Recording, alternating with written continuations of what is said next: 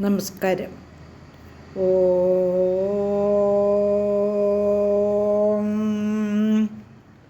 ഓം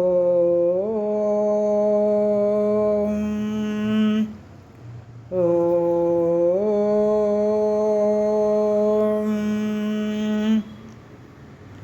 സർവമംഗളമംഗല്യേ ശിവേ സർവാർത്ഥസാധികേ ശരണ്യേ ത്രയംബകേ ഗൗരി നാരായണി നമോസ്തുതേ.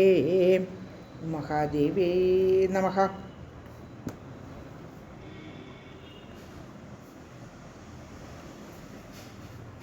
സത്യവതി സുതനായ വ്യാസൻ അത്യുഗ്രമായ തപസ് അനുഷ്ഠിക്കുകയാണ്.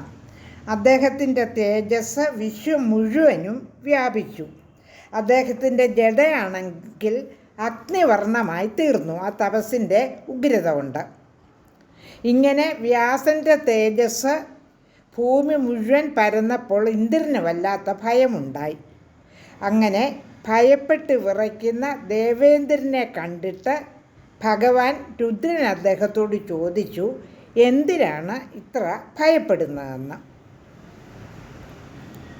ആ ഭാഗമാണ് പറഞ്ഞ് നിർത്തിയിരുന്നത്. 15 തുടങ്ങിയുള്ള ശ്ലോകങ്ങൾ പാരായണം ചെയ്യാം.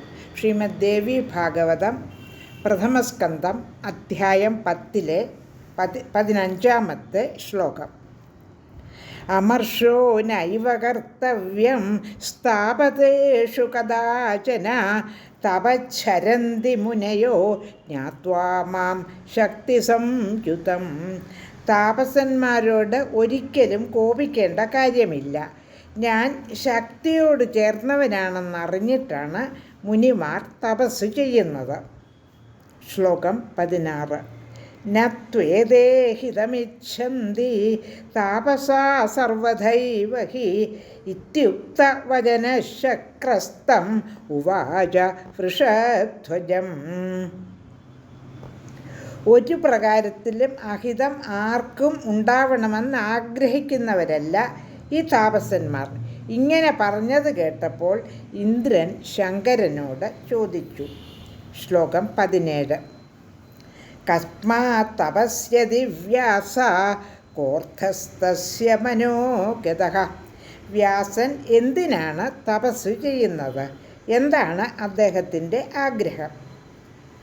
ശിവ ഉവാച പരാശര്യസ്തു പുത്രാർത്ഥി തപച്ഛരതി ദുച്ഛരം. പരാശരപുത്രനാകട്ടെ പുത്രാർത്ഥിയായിട്ടാണ് കഠിനമായ തപസ് ചെയ്യുന്നത്.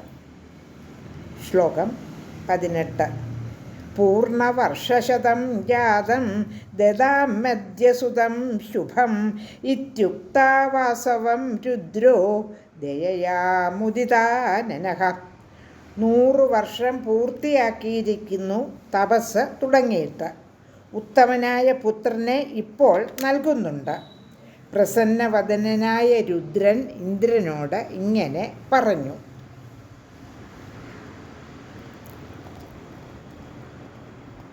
സൂത ഉവാച. ശ്ലോകം 19.